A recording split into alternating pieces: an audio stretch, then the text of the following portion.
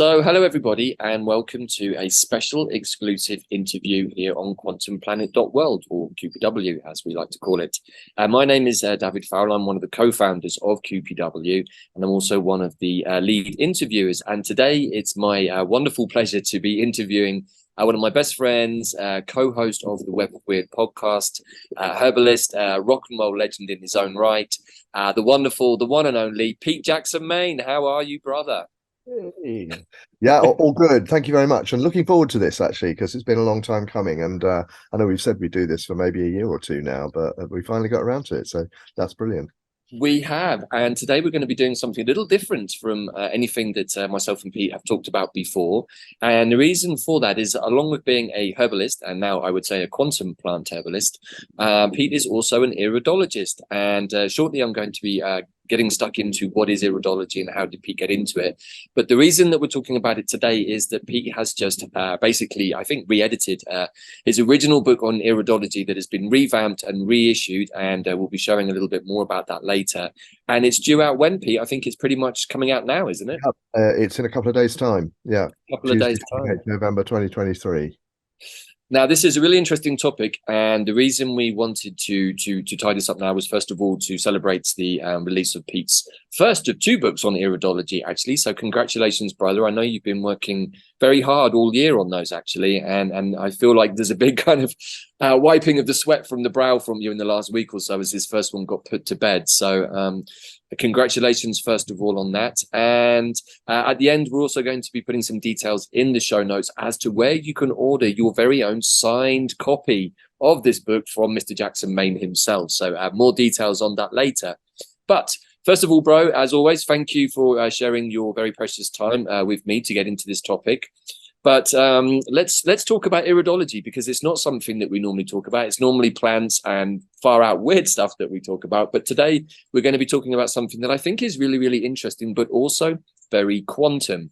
And we're going to get into that later too. But first of all, what is iridology, Pete? Tell us all about it. Right. Okay. So the irid part of it comes from the word iris, and it refers to the iris of the eye. Mostly the human eyes, but it can be done on animals as well. And the theory, wanting to sort of make this as brief as possible, is that what we see in the eye is, well, if we call it genetically determined, I have to say that from my current perspective, I'm not altogether sure what that word really means. I've got a few interesting little kind of takes on that. One of which is that apparently, you know, when we think about genetics, we think about Crick and Watson, the discoverers of DNA, and it all hangs on that. But what most people perhaps don't know is that Francis Crick, up to the end of his life, his daughter at his funeral, or his son, I can't remember, one of his children at his funeral declared that what kept Crick going was the desire to put the final nail in the coffin of vitalism. So the fact that we should be talking about iridology as a genetic phenomenon is kind of weird, in the sense that it's also the diagnosis of choice for vitalistic practitioners such as naturopaths and certain types of herbalists. So it is a diagnostic technique, but it's predicated upon the idea of constitution. So each of us is born with a particular package that represents us, and it, you know, and we tend to think of it in terms of the uniqueness of our DNA pattern. And when we talk about genetics, we also have to put into the mix the concept of epigenetics. So if we think about genetics as being the sort of original parcel, and epigenetics being the changes that occur as a result of the interaction with the environment, then you've sort of got a good idea about what constitution is all about. Now, it turns out that the iris of the eye, in contrast to what people used to think, doesn't really change that much. So in other words, what you get at the beginning, shortly after you're born, because your iris is not actually fully developed at birth, interestingly enough, but shortly after you're born, the patterns and the basic color of the iris is set for life, and it doesn't really change. And that's kind of extraordinary in a way, because people used to think, well, you know, if I get ill, you should be able to see something coming in my eyes that tells you that. Or if I get better, you might be able to see things improving, you know, and the iris sort of going back to some mythical sense of perfection, which actually doesn't exist. And one of the reasons why I really like iridology is because And it's slightly at odds with the way that a lot of people understand it. There are things, for example, in the pattern of the iris called lacunae, and I always talk to students about, how to remember that word and what it means, because it's lac une, which means that something's missing. There's a hole in the texture, literally. But if we Okay. think about that in terms of something negative, we're really not doing ourselves much of a favor, because what that actually means, that hole, is something else completely. It's an opportunity, it's a particular type of energy. And we need to understand that. So for me, increasingly these days, iridology is a map of the energy within an individual body and its potential for moving in particular ways and driving a person's health in particular directions. But there's always a meaning behind that. In other words, if your health is driven into a particular direction, you've got a pain here, there, a symptom here or there, whatever, there's always a symbolic message there. And this is why, as you rightly said, I'm sort of tending to regard the iris as a quantum phenomenon these days, because it will lead us into very, very different places once we know how to interpret it properly. But basically, it's mainly known as being a naturopathic diagnostic technique, something that will serve to guide naturopaths like myself, and I'm a naturopathic herbalist, so I use plant medicine as a big part of my practice, to a correct and appropriate treatment plan for any individual. And the nice thing about it is, of course, is that being a completely unique individual pattern, it leads to a unique and individual treatment plan as well, which I think is, I think I said recently, perhaps on the last Web of Weird, actually, that there was this guy called Hippocrates who's quite famous in medicine, and he once said it's more interesting to know the person that has the disease than to know the disease the person has. And that's sort of, that in that manifesto almost is enshrined the difference between a naturopathic approach and a standard medical approach. Mm. Wow, thank you, Brian. I've just made quite a few notes there, and we have talked about this before. And I know that you're talking about it a lot at the moment, obviously, in preparation for the release of the book. But lots of interesting jump-off points there, which I'm going to loop back to at various points. And yeah, I mean, from your point of view, I guess working with this kind of how to say window into the energy field through the irises, in conjunction with the quantum plant herbalism that you have been working with for many, many years, but I also see evolving very much in the last sort of couple of years, really, as we've looked more at the quantum side of healing. And you said something that really caught my eye there, which is like looking into the irises is like looking into the map of the energy within. And I think this is where we're both heading with our sort of view of health and well-being, is looking at this whole kit and caboodle here that we call the body, or the vehicle that gets us through this three-dimensional soup, as just the most incredibly profound and exquisite, if not exotic, piece of technology that we could ever possibly have dreamt up. And I know certainly through the quantum plant stuff that we've been questioning many different ideas and theories that have been handed down to us from our forebears and ancestors who worked in this way. But this iridology seems like it's got something a little bit different to offer. And I'd like to get a bit more into that, Pete. But also, how did you get into iridology? And can you give anything more about a little bit about the history of where does it come from? What's its lineage? What's its historical birthplace? That would be interesting, I think. Okay, well, let's start with its historical birthplace, which is actually Hungary in the middle of the 19th century. And a Hungarian boy, actually, who noticed something weird going on in the eye of an owl that he rescued after it was caught in a hunter's trap, and took home to nurse back to health in his garden. And he noticed manifestations in, I'm not even going to go into this in too much. It's an apocryphal story, and I was once told by an optometrist that no way could anything that happens in an owl's eye be said to be any kind of have any kind of relevance for the human eye, because they're apparently constructed completely differently. So I'm not even going to go there, but something happened with an owl and a boy that got him thinking about the eyes, and he started first studying his own, and then he started looking at other people's.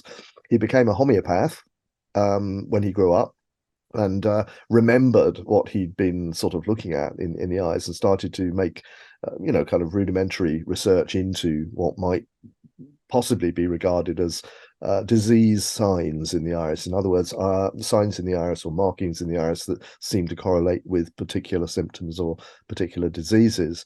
And he became very famous quite quickly through doing this, because people used to cross international borders to go and see him. He had a massive reputation. And at a certain point, interestingly, a medical doctor came along and said, "What's all this? You're a charlatan. This is absolute rubbish. You can't possibly be doing all of this." Whereupon he looked into the man's eyes and sort of gave him an instant readout of his health predispositions and risk factors. And the guy, well, obviously shut him up completely because he was completely accurate. And in fact, iridologists have a habit of doing this. I've done it myself on a couple of occasions when challenged, of coming up and saying, "Well, okay, if you don't believe it, fine. So here's have this, and then you give them a full kind of punch in the face, so to speak, and whoa, wait a minute, where did that come from?"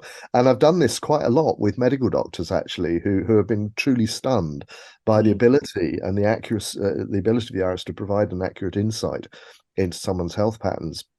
So anyway, moving on to how I first came across it. Well, I was educated at I'm sorry to say this. It isn't. I'm not pulling rank on anybody, but I was educated at Cambridge University in the 1970s, back when, as my son rightly tells me, it wasn't all that anyway. It's about as good as any other university. Now they think they're but really, but actually, I was geared up for that from a very early age, and I was streamlined into Oxbridge. I didn't realize it was happening until it happened, and I was quite glad I did, in a way, because it was quite nice. But I was get out of the house, so to speak, go and live in a new place, which I really really liked at the time.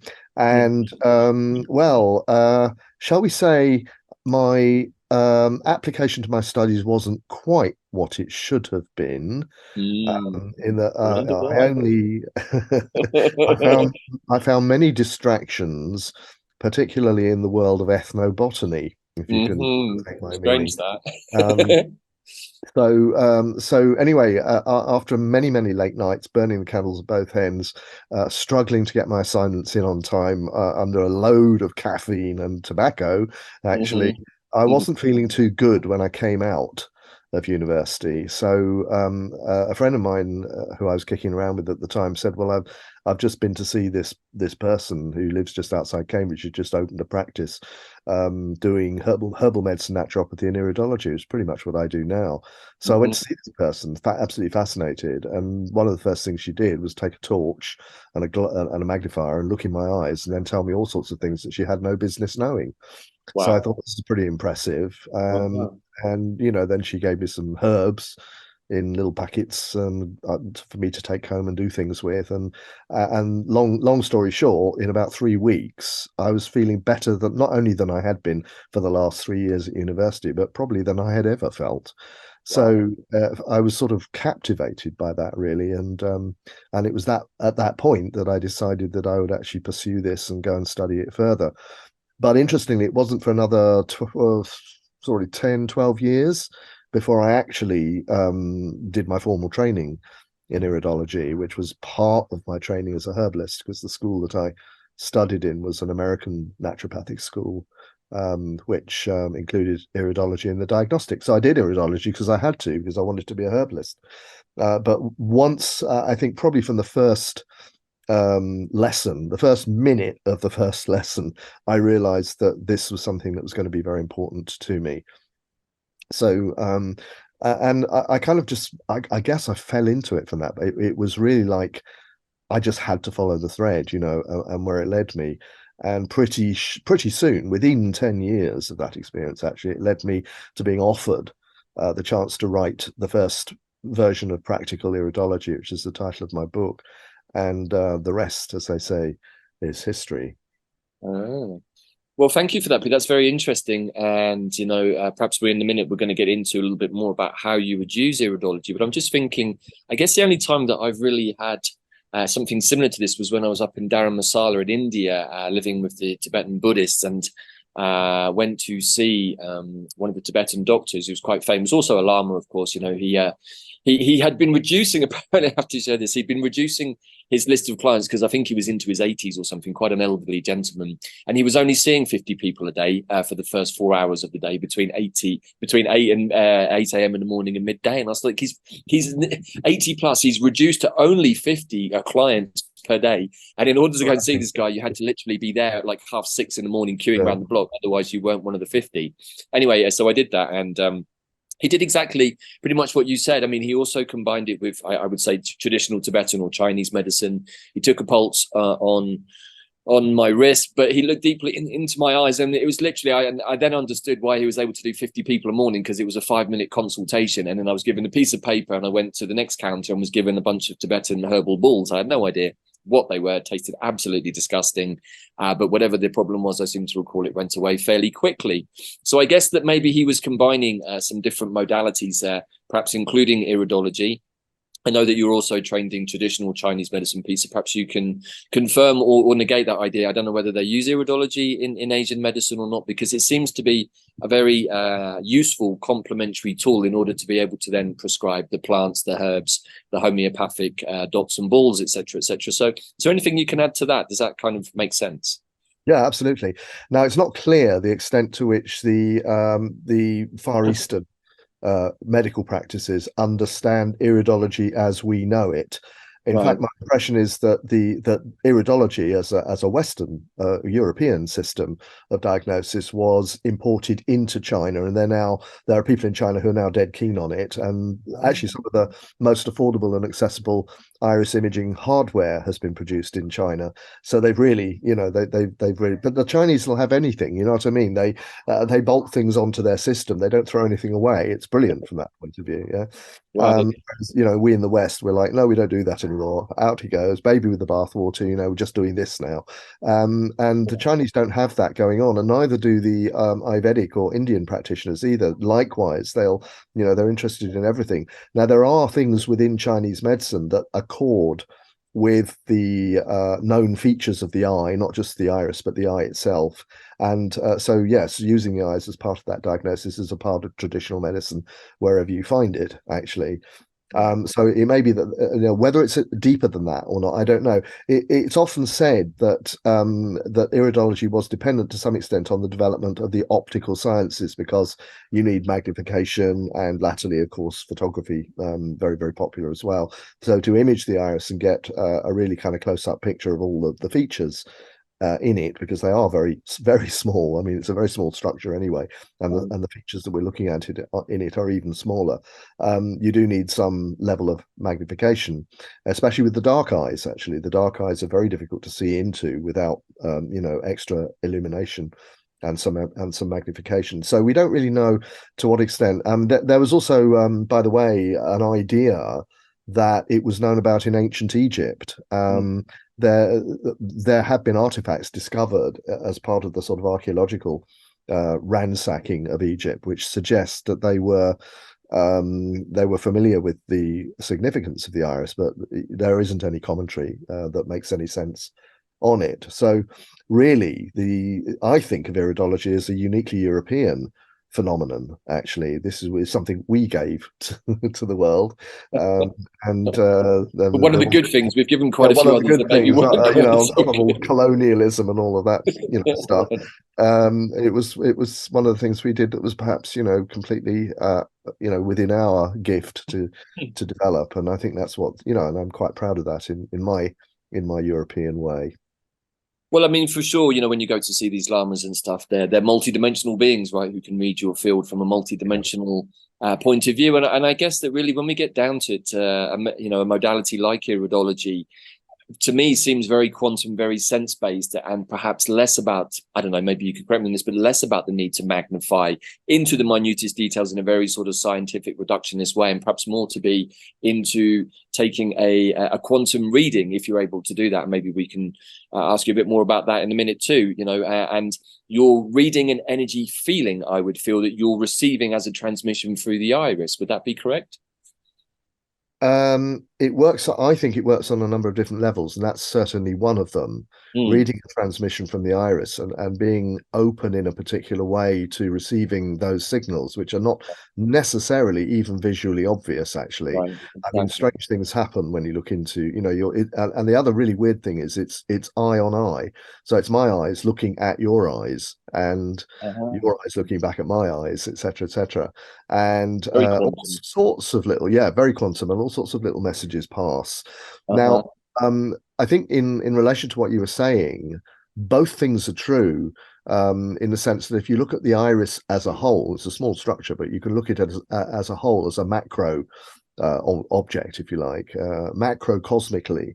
The iris will tell you a lot about the ballpark of someone's energy, and it will give them the basic parameters of your constitution on a few different levels. Actually, it is it's a little bit more complex than that. But we can see, for example, physiological tendencies, things that might affect, for example, your immune system, your circulation, your digestion, and things like that. And we can see, to some extent, we can also see behavioral tendencies as exhibited as a result of physiology or as part of physiology. So the physiology of the nervous system clearly dictates behavior to some extent. The physiology of the endocrine system, the hormonal system, clearly dictates behavior to some extent. And these are the sort of things you can get an instant kind of readout on. Is somebody, I mean, of the three basic modalities that we tend to understand and approach the world through, being the visual, the auditory or oral, and the kinesthetic, we can pretty much immediately tell where you're placed in terms of those categories, Mm. and consequently how that feeds into typical behavior patterns that you might be exhibiting and what that does to your energy and your vitality, etc., etc. So there's all of that, but it gets really interesting when we start looking at the very microscopic detail, because in that is often couched quite a few little secrets that represent issues that perhaps we need to be working on, whether physiologically or emotionally and mentally. There are some signs that almost are indicative of very, very deeply held belief patterns, for example, or very, very deeply held emotional trauma. And some of these trauma might even be transgenerational, because if you think of it in terms of a genetic pattern, you're not just carrying your own genes, you're carrying stuff from generations back, potentially. So all of the stuff that makes up who you are is technically is visible in the iris. And if you know how to interpret it, you can spread that out over certainly the physical and physiological levels onto the emotional or astral, if you like, Mhm. and onto the mental, causal, and so on. So we haven't done all of that work yet. It's a relatively new science still, but what I'm working on at the moment, particularly, is identifying the kind of emotional currents that exist within us and how to, if you like, flip them from the sort of, they tend to surface as problems first, but actually within that problem there's always a message and a gift if you know how to flip it. So sometimes you can sort of put your finger on things that people have struggled with, whether they're physical or emotional, things people have struggled with for years, decades even, and they've not really understood them, why they keep coming around again and again. And as soon as you say, it's like, oh my God, yeah, that's so obvious. You know what I mean? And at that point, that awareness brings with it the healing. So it's not even all about, I can use iridology, and I do within my practice as a herbalist, to guide me to the choice of plant medicines that I want to use. And that is something that we're actually, Angie and I are actually thinking of writing a book on that. Specifically, it's going to be called the Iridology Herb Prescriber, because Nice. it's the sort of work that we're doing, with students as well.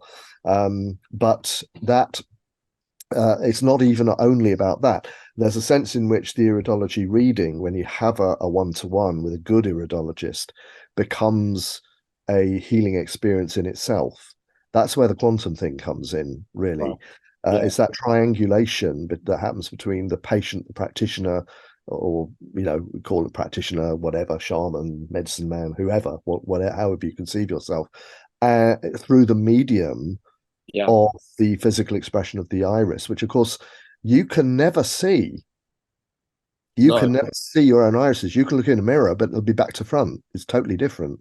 Right. Um, Wow. and there is, in fact, there's a Tibetan saying that I really like, actually, that I've used as a chapter quote in the new book that I'm writing, which is, you have eyes to see other people, but you need a mirror to see yourself.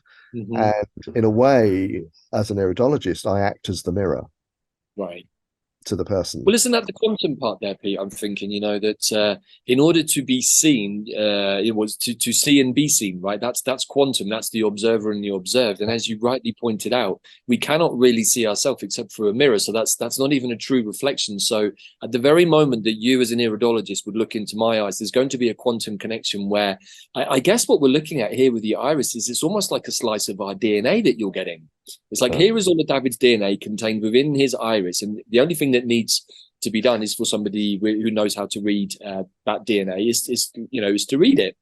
And so I think that's really interesting, because you're saying that just having a session in itself, looking into the eyes, is seeing somebody's soul, is seeing their DNA. And that's the quantum part. So the moment that that's been seen on some level, it can start to be released, especially if it's something that's been hidden from the client, right? Am I understanding that correctly? Yeah, I think you're exactly right. Yeah. Wow, that's super far out. And in itself, it is totally quantum, right? Because where else do we get to be seen so deeply except in our eyes? Mm. Yeah, it's very true, and it's a little bit spooky. And Right. some people even look at a picture of the eyes and go, "Oh my God, I don't want to see it," or I can't. I might offer them, "Do you want me to send you a picture of your eyes?" Because I always take the photographs in the Right. session I do, and they'll say, "No, no, no, you're all right." And some people really like that, but other people, a bit squeamish about it. And it's kind of quite an intimate Yeah. way to interact with somebody. And I think you get away with it in session because it's so medical, because you can talk about the liver and detoxifying the liver and, pacifying the nerve system or whatever, and, supporting the adrenal glands. And that's the kind of language that people kind of like, and it's the naturopathic language, I guess. And it works, as a system of healing, it works, especially if you bring the plants in. Now, the plants, again, you can do the same with the plants. You can talk about, oh yes, it's got some steroidal saponins that will stand in for your adrenal hormones, and it's got some, isothiocyanates that will help to whatever they do, I can't remember now. And you can do all of that, and people go, oh yeah, that's good, But what you're really doing is calling in energy, and Yeah. and you're matching the energy of the plants to the energy of the person, and that's the real kind of the magic, I guess, that happens when you get somebody who knows what they're doing. And I know what I'm doing. I hope so after 30 years of doing it. Sometimes I even think about myself. Sometimes I go through these periods where I think, do I really know what I'm doing? Or I kind of do on one level, but I guess those moments are important because it pushes me up to the next level with it as well. So for me, I think the iris and doing iridology has been a major part of how I have progressed as Mm. as a healer, and It brings guide. up some interesting questions there, bro. Working as a quantum healer too, where our job is to be able to be in a place of neutrality when we're doing these readings, Yeah, right? And to receive the impulses or transmissions that are coming from the client's energy field. You do it by looking into the eyes. I do it by just being in the astral space with a client. That was how I used to do it. But at some points, you do definitely have those moments where you're not sure whether you're getting the readings or the hits correctly until you report back, and then you get the confirmation of information you couldn't possibly have known, but have taken from the that's right. astral body or the higher self of the client, who basically has told you through a series of visuals or felt sensations what's going on. So you've given us the history of this modality and how it starts to work, but can you give us a couple of examples of when you would use this, and something, maybe you've got a client coming with some issues, so that you can kind of take our audience through a little bit of a step-by-step Yeah. process to show how it could work, and then maybe also just to add a bit more to that. Yeah, absolutely. I mean, I was struck when you gave your little story a moment or so ago about seeing the Tibetan guy. that his examination of you was seconds. Basically. And I haven't done 50 clients in a day. The most I've done is 46. Wow. Pretty good though, bro. Not bad. I'm quite pleased about that actually. But I used to work in a very high profile and high impact clinic in the north of England, where I was fortunate enough to be taken on as the herbalist there. Actually, it was an old herbal practice, and the herbalist had been dead for many years, actually, but people were still coming to pick up the last prescription he wrote for them. And then they found me, and I went in there. And he used to do some piece of magic with a black box that they all loved, because it was this mystery thing that he did that could diagnose anything. And when I went in there, the current owners of the place said, well, we don't do the black box anymore because, it's not very scientific. And I said, well, I'll do iridology then. And everybody sort of transferred the faith in the black box onto the faith in the iridology. So it's quite handy for me. And it was a super successful practice because everybody was completely signed up to the fact that it was going to work. So there's a lot of placebo in there. There's nothing wrong with that. It's energy, again, healing energy. And well, if you're seeing 40 to 50 clients in a day, you do not have time for the usual luxury of a 1 or 2 hour initial consultation. Your initial consultation is maximum 15 minutes, or was for me. Okay. Yeah. So in that time, I had to take a case study because my profession as a herbalist requires me to do that. And I have to be, also navigating or negotiating other medications that people may be taking, mainly pharmaceutical, and making sure that my prescriptions don't get in the way of that. So I had to get some detail. So I got that detail pretty much super quickly. And then my iridology component, which I always did, lasted maybe a couple of seconds. I would look in that person's eyes, and whatever I had heard from them in the story that they give me and all the details they give me, it would just bring everything together. It was like, okay, right, now I know what I'm dealing with it. So I might have been sitting thinking, oh, this is a bit complicated. It's got so many things going on. Where am I going to go with this? Which herbs am I going to give? And then as soon as I looked in the eyes, oh, right, of course, the nervous system, or, oh, of course, the cardiovascular system, and absolutely came at me straight from the eyes, say, right, this is what you need to focus on. And it never failed. So that element of doing an iridology reading, when you get really practiced at it and being able to look in someone's eyes and immediately, like, it's there, you know where you're going with it, is just one way of doing it. And the other way of doing it is to spend an entire session just looking at the eyes, for which probably you would want to take photographs. And it's changed a lot since we first trained in iridology, when we would have to, taking pictures on a standard 35mm cellulose SLR camera, and then having to go and get them, the photos developed. I don't even use that word anymore, developing photos, something that's completely foreign to my practice. Developing photos and getting them back, and having to pull your patient back, 2 weeks later, and show them the pictures and then do the thing. Now, there were some advantages to that, which was that in the meantime, you got your pictures, you could get all your textbooks out, you could prepare your case, and then you could be super slick when the patient came back. Now, it's image of irises to screen in seconds. And you have to be ready to deal with that. So, so at the end of my consultations, I usually allow at least 10 minutes, sometimes more, to do that. But sometimes I get people who want to come and see me just because they're fascinated about what I can see and what I can tell them from their eyes. And in those cases, we might spend an hour. So the first thing we do is to take the photographs. Then we mount them on the screen, just on my laptop here. And I take them on a tour through their constitution, and I ask them lots of questions, and we go into areas of interest. So I always this is the thing, when I'm teaching people to do iridology, it's okay, do this first, then do this, then this, ask about this, ask about the color, ask about the structure, ask about the overlay, etc., etc. And it's a good idea for students or new iridologists, when they're doing it, to be very, very structured. I rarely am, because after all these years, going through a sort of a checklist doesn't really appeal to me. So I tend to go with my interest, and it almost never fails to go straight in to the one thing that person really needs to pay attention to. And again, there are tricks. I could teach people how to do that. It's not, it may be, there's some psychic stuff going on. I'm sure there is, but it's also everything I say, I can say, right, that came from, and then point to the exact appearance or phenomenon or sign that I'm looking at, which gave me that message. Fascinating, bro. And you're just making me think about so many things, you know. I mean, this is where having some, I guess, innate psychic skills or empathic skills does benefit the process, because, Sure. you know, speaking as a sort of somewhat psychic Scorpio, you know, it's not so difficult to look at somebody's field and pick up a whole bunch of information straight off the bat. Now, that's not to say we go walking around doing that, but sometimes the information is so present in the field of somebody that you can't help but see it. But this is a much more sort of detailed, nuanced approach, and I love what you said there, a tour of their constitution.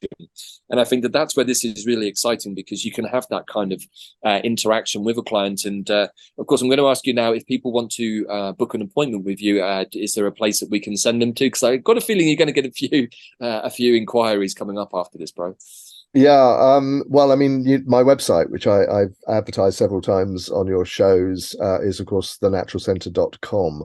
Right. And there is a consultation button which you can press. Now, on that page, it will also ask you to fill in a form that you'll declare, you know, why you want to come. So if you just are interested in an iridology reading, that's what you say there. But it will offer you the chance to come either in person or online. And I want to just remind people that you can have an online iridology session, but you do need to provide the photographs, and they have to be of readable quality, because a webcam will not do it. You do need a very close-up thing. You need preferably a macro or something like that. You can do it with a smartphone, actually, and you can get a little macro that you can clip on. These things are quite good, and they will give serviceable pictures these days.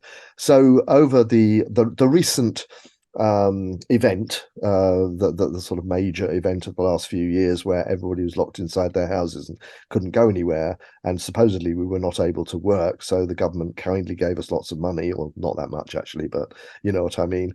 I actually managed to work, to continue to work, because I was saying to people, yeah, sure, I'll do your session online, no problem. Can you get me iris pictures? And they were like, most of them were like, yeah, okay. And they were not bad, actually. Right. And I got some really, really good ones through. And so it can be done like that. If you want to come and see me in person, then I can do the other things. You mentioned that your Tibetan healer, of course, was using other diagnostic techniques, which I also do. I use tongue and pulse diagnosis, which lead very nicely into looking at the iris, and in many ways confirm and correlate with what we see in the iris as well. So I find that the iris is super accurate in terms of its confirmation of traditional medicine diagnostics as well. So if you come and see me in person, we can do all that sort of stuff as well. Having said that, there might be a bit of a waiting list, especially if there's a lot of people wanting to see me. I only do about a couple of days. I work in London, and I do maybe a couple of days a month now. Right. If the demand gets high, I could maybe do more than that, but at the moment, that's all I've got time to do, because I'm also very busy teaching and writing and all sorts of things as well. So just to clarify all of that, basically, what we're looking at here is an energetic field reading modality through the irises, which in your case you combine with all of the other skills and tools that you've learned over the years, particularly herbalism, but also traditional Chinese medicine or Far Eastern medicine that uses also and utilizes a number of different techniques and skills. We have an idea of how this can be used. So anyone coming to see you in person is going to get basically a holistic reading of what's going on the internal map. Yeah. Right, and then you're going to prescribe whatever quantum plants you feel are appropriate. So that's kind of the gist of what iridology is about. So if people want to learn about this, Pete, if they're fascinated and want to learn more about how to read the energy field in this way, are you offering courses, or where can you direct people to? Yeah, well, the foundational diploma course that you need to be a practitioner, I now only teach within the College of Naturopathic Medicine, which is I just happen to be the academic director and the course leader for herbal medicine there. So the main training course or diploma that you need to practice iridology, alongside a treatment modality like naturopathy or herbal medicine or homeopathy or something like that, that takes place there. However, I do still have my college. I've kept it live, and I pay every year to have it on, validated and accredited by the Guild of Naturopathic Iridologists. And we are on the back of the book, we are going to sort of start up some courses, and some of these will be, not full professional courses, but more sort of kind of general interest, if you like, Hmm. opportunities to experience. A lot of them will probably take place online, first of all. And then on the arrival of the second book, which is much more about those aspects that we might call quantum. In fact, before anybody gets in there, actually, I have actually not patented, but I have copped the domain name for the quantumiris.com and a number of the dots, whatever, because I am actually calling it quantum iris analysis as a result of the work that I've done on the second book, and that is going to lead to a lot of a situation where a lot of people who perhaps already know iridology at a basic level can sort of train to do it in a slightly different way, or do it with those understandings as well. So that's coming up as well. And again, I don't really distinguish between the levels when it comes to teaching something like that, because in the past, when I've been teaching iridology, I've had a lot of people come in from various walks of life who've resonated with it perfectly. I've had personal trainers, I've had graphologists, I've had psychologists, I've had plus, all the range of naturopaths and people like that as well, osteopaths, etc. So anybody can come in and do it. You can't get to be a professional member of the guild unless you also have a practice modality that goes with it. But anybody, the idea behind practical iridology, the title of the book, is that if you actually follow the steps in the book, you can do it. It's a Right. lot of study. It's not like, oh, you look at the book and say, right, I can do it now. It like any other study course, it's set out so that once you master this part of it, we start with the color of the eyes, for example, and there are three that we recognize, three types. There's the blue or gray. Mm-hmm. Then there's the pure dark brown, which usually goes along with, dark skin, but not always. And then there's the mid type, which sometimes we call hazel or greenish, which is we call the mixed type. So each of these is a basic starting point.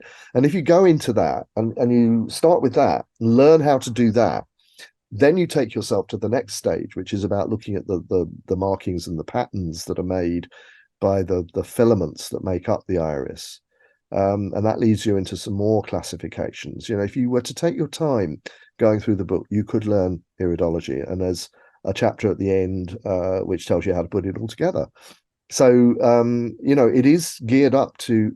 There's an interesting fact actually that I quite often tell students, and I'll repeat it here because I think it will be of interest. The iridology used to be done by the medical profession, even in this country, in the UK, up until about 1940, 41, whereupon, and sometimes I gather in the archives of the Guild of Naturopathic Iridologists, there is a copy of a letter written by the General Medical Council to all its doctor members saying, we now no longer encourage the use of iridology as a diagnostic technique.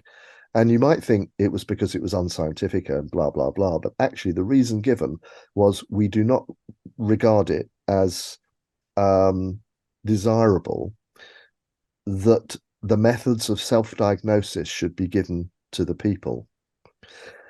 And that sort of says it all with regard to the sort of hegemony of interests that make up our standard medicine. And so there's this story that arose on top of that. It was, well, doctors don't do that anymore because they don't believe it's not scientific. There are no studies, etc., etc., etc. There are some actually, and I'm often being asked to sort of come up with scientific studies that verify iridology. There are a couple of really good ones. Interestingly, there were three papers that I've got. One of them is on the ability of iridologists to accurately predict a risk factor for chronic kidney disease, and iridologists came up with a stunning 97% accuracy. I mean, that's better than most doctors, right? Wow. And the other two are predictive of behavioral and personality characteristics. Wow. So in fact, there's a lot more validation for the sort of personality angle than there is for the physiological angle. But part of the reason for that is because when we talk about physiological or physical diagnosis of pathologies and signs and symptoms and illnesses and things like that, it's a very black and white process. You've either got it or you haven't. You send a sample to the lab, it says yes or no. Okay. Whereas iridology doesn't say that. It says, yeah, you might have it. How do you know whether you have it or not? Well, have you got any symptoms? Will I have it in the future? Yeah, you might. But it'll also tell you what you need to do to get rid of it if you got it, and what you need to do to avoid it if you haven't got it. Because it's always a dynamic thing. It's a bunch of vectors. The way energy moves, and if it moves in a particular direction, it's probably going to lead there. But if you know that and you say, right, well, I'm not going to let that happen, I'm going to get it to move the other way or move differently, at that point, you have now become the master of your constitution. So this is why standard testing in iridology doesn't work at all, because the sign is there. And it's simply a matter of how, what it means to the individual. Not you can't see a sign and say, right, you've got a heart disease or you've got this, that, or the other. You can see a sign and you can say, okay, there's a number of things we might say about the heart. We might say, you might have a heart disease. You might have a family history of heart disease. You might have heart walls on an emotional level. And you might have a sort of an energetic heart block of some kind. So how are we going to know what's what? And the only way you know that is by having the conversation. This is why you cannot do iridology without the person. You can't. It's got to be done as a conversation with an individual so that you can. Well, isn't this like so much of what we talk about, Pete, across all of our different shows and podcasts? And I'm just going to loop back to a few of the things you said there as we enter the final segment of this wonderfully interesting interview. And I'm going to get you to hold up the book in a minute because we understand from our point of view, and I'm sure many of our regular listeners will too, that we have been encouraged to go away from being able to be self-diagnostic in what's going on for us, right? Whether it's through methodologies like iridology, or whether it's through quantum plant communication, or just through communicating with our garden and seeing which plants have suddenly appeared that are talking to us at the gut flora level. And we talk about this a lot, and this is where we're heading and why we have QPW as a platform to share these more quantum based activities, because in the end, as you've just said, everything is unique. And it reminds me again of some of the conversation stroke debate stroke arguments I had in the past with some of the psychedelic community who wanted to reduce some of the powerful medicines like the psilocybins and the DMT, the ayahuasca, down into a standardized pill that everybody can take so they can have the same effect for everybody, which I just think is utterly ludicrous, because that's, as we know, not how plants work. They talk directly to the individual field. And again, what you're doing is combining all of these methodologies into something that's more expansive and is able to read the field on the individual basis. So that makes total sense to me. So I just want to loop back to what you said, which is that this book, and did you have it there, Pete? Can you hold it up for us to have a little look-see at? There it is. I love the cover. Beautiful. Beautiful. They've done a really good job on it. I'm so pleased with it. And it's got, I'll just show you a page with a couple of pictures. Sort of close-up pictures. All the pictures were supplied by myself from pictures that I'd taken, and case studies for of people I've seen, etc., etc. So yeah, it's all good. So this is the first of two books. That I mean, this one is a rewrite, but I know that you've completely rewritten it. So there was, I think, a formal copy that I used to have too. But this book, if you read through the book and take your time with anything, I guess, and want to educate yourself, this is a great starting place to start to get into the world of iridology and to know how to use it. And then, as you said, Pete, hopefully there's going to be some online courses that will then add to that for people who are really interested in this methodology coming into 2024. So also, perhaps I can just ask you at this point about the second book that's coming up and how that leads on and how you see the progression from one book to the other, but also within the world of iridology moving forwards. Yeah. Well, first of all, one of the ways that I teach is by telling stories, and both books are kind of take that approach. It's a narrative approach, if you like, and I think that's it's very important for people's learning. That's how I learn, by hearing the story. I love stories. I think and that's one of the sort of elements of continuity between one and the other. And the other element is what I've done is I've started the book by taking the new book, that is, by taking elements of the old one, particularly and I've grounded it in the known and accepted theory of iridology. I haven't just gone off and made stuff up. I've actually said, right, okay, so this is what Joseph Deck was one of the guys who I think wrote a book that I regard as the Bible of iridology, if you like, the first book that really made sense to me when I read it. And he was a medical doctor, by the way. So, he was very, very firmly grounded in a scientific thing. But he actually said, and this is where I've started, well, what did Deck say about what constitution is? And he has this wonderful definition. He's got two definitions of constitution. One is very scientific and full of long words that nobody will understand, including me. I have to look it up sometimes. When I read Deck again, I've got to look that word up again. Ontogenetic. What the hell does that mean? But the other definition, which is just, when I found it, I was just completely blown away. And he said the constitution is the product of the incarnating soul. And I can't, I can't remember the thing now, but it was on that level of, this is the sovereign soul coming into a physical form, and what you get, that is the constitution. That's the gist of what he was saying. So in other words, he's linking it straight back to something completely non-physical. And if you read Deck very carefully, this is a big part of what he's telling. I mean, even in the scientific definition, he uses the words psychic and somatic to describe constitution. Psychic being of the mind, somatic being of the body.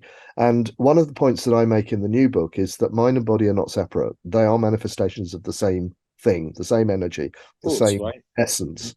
That we all have, that represents who we truly are. This is the 3D manifestation of our astrology or our blueprint, right? And whatever we come in with, defects and bonuses, all in the same package. It's like, as we progress through our life, it's like our DNA package unfolding, right, with all of the components within it. But we come in with all of that already there, according to the previous, I wouldn't say past lives, because I'm still a little bit not comfortable with that phrase, but from our soul's other experiences that may be simultaneously or previously happening on other timelines, right?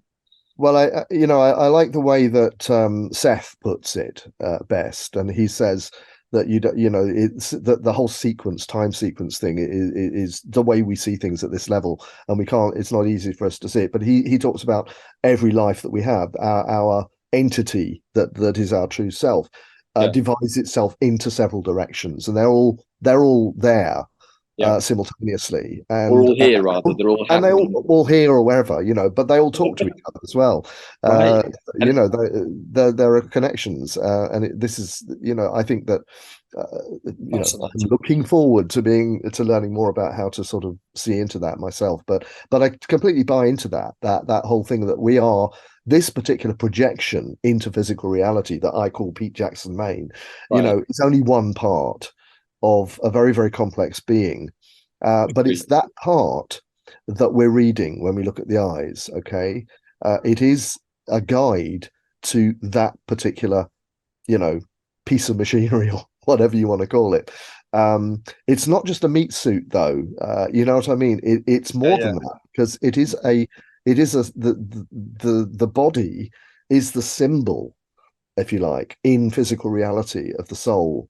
And so I've taken that on to look at various portions, or kind of largely based on emotional directions and emotional operations that we have available to us, and how they might be mapped out in the iris. Now, this is based partly on models that we can see in traditional medicine. For example, traditional Chinese medicine holds that the kidneys are the seat of vitality, but that they're also associated with the emotion of fear. That the liver is associated with emotions of anger, resentment, blame, frustration, that the lungs are associated with the emotion of grief, and so on and so forth. Okay, so all of these things, because they're physical organs, they're mapped out in the iris, and we can then start to say, okay, we're getting a sign in the lung. Are we looking at a lung disorder, like asthma, or are we looking at somebody who, for one reason or other, is carrying a lot of grief? Or for one reason or other is missing some essential nurturing in their life. And we can start. I just jump in there a second, Pete? And if you were to do this reading early in somebody's life, let's say within the first 5 years, all of this information should be readable in the same way then as it would be now, right? Am I getting that correctly? So if Absolutely. you were to do that reading early in a child's life, before too many things have happened, and assuming that they're being brought up in a loving, nurturing family, then anything that you're going to read at that level must be coming from some parallel time soul experience, right? Which I think is where you're going more with this book, which is looking at, and I love what you said, 100% agree with that, that essentially Davyd and Pete here are some sort of avatars Yeah. projecting into this time-space continuum as an aspect of a much greater oversoul that I like to call Davyd because it suits me, but really isn't Davyd at all, and isn't really Pete at all, but it is some other being, and maybe we even share that being space. Who knows? You know, the further up the levels of consciousness we go, the more we become integrated with the whole, and we become less individuated. But down Yeah. here in this particular suit, the avatar that is currently manifesting as Davyd and as Pete is carrying all of that soul information from all of those Yeah. other timeline experiences. And if I'm understanding correctly, what you're saying is that we can read all of that too through the irises. And so we're getting almost like an avatar soul reading. Is that correct? Yeah. I think that's going a little bit further than where we're actually at the moment, but Right. I'm But certainly possibly. in the back of my mind, it's a possibility. But I Wow. have to be very clear that what I'm concerned about at this point in what we call time, Mm, we're looking at the particular figure that's in front of us.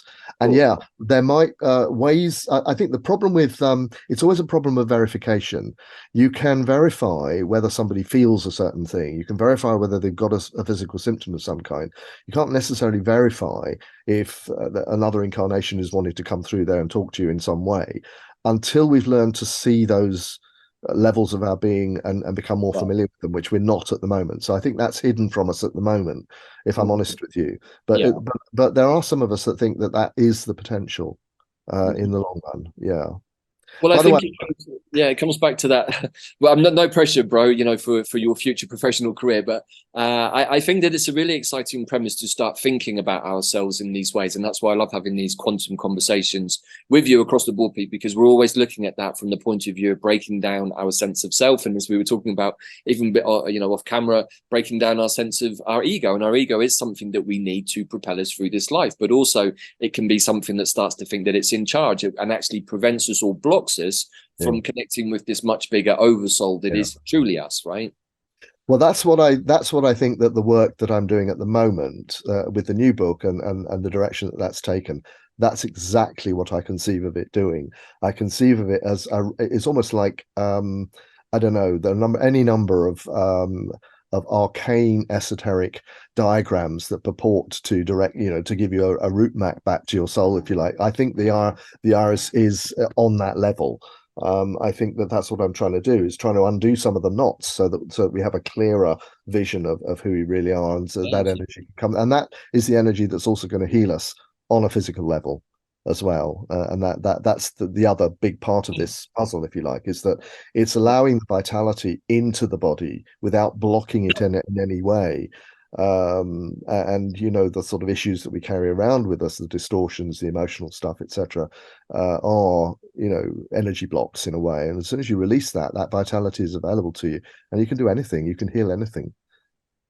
Right. And I think that that really is a big part of what I'm understanding where we are headed as beings in the next few years is to become more empathic, more psychic, more telepathic, and be able to see more clearly across the dimensional realms, particularly the fourth dimension, the astral, emotional, human realms, and into the fifth dimension of non-duality and love and kindness, and of course unconditional love, the sort of the energy of the goddess. But until we get to that place, these techniques that you're teaching, I think, are a really, really good bridge. And when we combine them with what we've been learning about through the quantum plant intelligence, helping us to bridge over into that space, what we're, I think, moving towards is a much more self-diagnostic health and well-being future, where we can learn from people like yourself and learn from the plants and learn from all of these other modalities, but bring them into ourselves so that in the end we are the masters of our own inner physician healing, right? And I think that that's a really exciting prospect. Yeah. And when is that second book going to be out, bro? Give us the time, I, the I actually timeline on don't that know, one. but we could be waiting the best part of a year for that. I'm expecting I hoped for the summer, but I was a bit late delivering it, and so I think maybe we're looking at the autumn of next year, 2024. I can't wait. There's a lot of work remaining doing on it. I've got pretty much everything in place, but there are a few things, and when I get to work on the images and stuff and the editing, there'll probably be some more to do. I haven't really told you the half of it yet, but we're probably I'll leave that as a big surprise for when it eventually comes out. And I'm developing ways of working with that material all the time, and ways of maybe teaching it, and that's what's coming online next year. We'll be doing those kinds of things. Can I just, but I don't know, how soon we are to wrapping this up, bro, but I just wanted to flag up for anybody who's in our area here in the UK, and we live in Cambridge. So we are having a book launch, and also my partner Angie will be showing some of her paintings at a local venue in Cambridge, and that will be on the 9th of December, Saturday the 9th of December from 6 o'clock. If anybody's in the area and wants to come across, it would be absolutely wonderful to see you. I'll be there with books, signing copies, talking a little bit, some lovely paintings from Angie to look at, and I hope it's promising to be a great evening. Wow, no, that's all good, bro. And of course, we are somewhat timestamping this little part of the video, and this was recorded in 2023. So if you happen to watch this video sometime later, that exhibition may have been over. Yeah, sorry about that. No, that's all good. Just so that people don't get confused across timelines. Yeah. So look, that nicely, I think, brings us towards the end of this wonderful interview where you've been sharing. But I just want to flag up the opportunities for people to get a signed copy of your book. So they can, again, just go to thenaturalcentre.com or .co.uk, I can never remember. .com and order a copy of the book there. Yeah, you should be able to order it direct from the shop page on that website, but my webmaster hasn't actually done the work yet. He's been running behind, but it will be available. And if you actually order and pay for the book, because it's the same price as the old one, if you order and pay for the book, I will send you the new one, don't worry. And you can also, by the way, if you're interested in the old one, that's being remaindered at half price now too, so we do have some copies of that left, but the new book will be the one that will go out to you if you make an order via the website. And if people want you to sign it, Pete, do they have to request that? If they you should request it. If you, not everybody does, but if you want it signing, then you can just use the inquiries email address that's on the website as well, just to request. So I think you can put comments actually when you order the book as well, so it should be fine. Yeah. And also, like you just said, if you want to get out and meet Mr. Jackson Main and his wonderful wife, Angie, who is a phenomenal artist as well, then you can hook up in person in December and get a signed copy on the spot, which I think is an excellent way to It's the Thrive Cafe. Thrive Cafe on Norfolk Street in Cambridge, just around the corner from me. Well, perhaps if you can send us the details, Pete, we can put those in the notes for as long as that's relevant for the show. I sent you the promo poster actually by email, so you should, that'll be in the communications that neither of us received this morning ahead of doing this conversation, because I didn't see that. But I will share that maybe as an image somewhere in this. And also, as we are coming to the end of this, myself and Pete will be teaming up again during the end of the year period to do a special Yuletime Web of Weird, which will kind of preface something else that we're going to be working on together at the end of this year, which is the Return of the Light 13-day immersion starting on the 12th of December.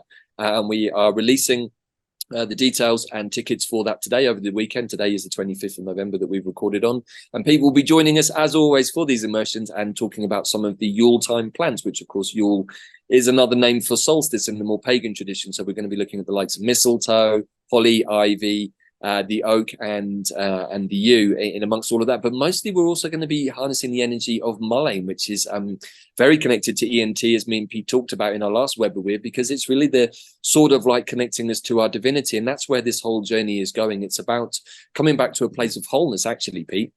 Within ourselves, and calling on the fifth dimensional qualities of the goddess and that higher soul aspect of ourselves, so that we can really work with the powerful new moon and full moon energies that are going to be present at the end of the year, and including solstice. And so we have this wonderful 13-day journey up to the 24th of December, which of course is the return of the light after the 3 days of darkness when the sun seemingly dips below the horizon from solstice. So I'm looking forward very much to the end of this year, Pete. I'm so glad that we got to do this interview. Super excited for you about this book launch and also what you have planned coming up. I know that me and you are big proponents of a quantum healthcare system for the future that really places us at the center of our world of health and well-being.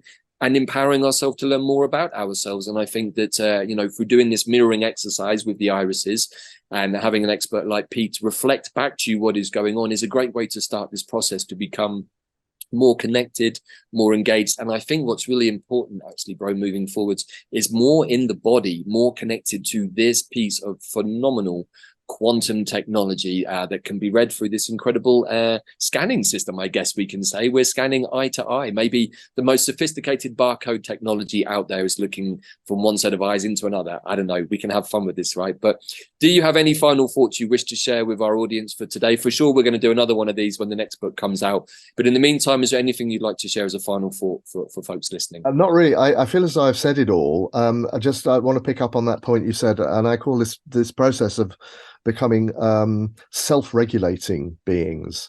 We've handed too much of our power over to people who are really not looking after us very well, and I think we've got to take that back. And part of that is health.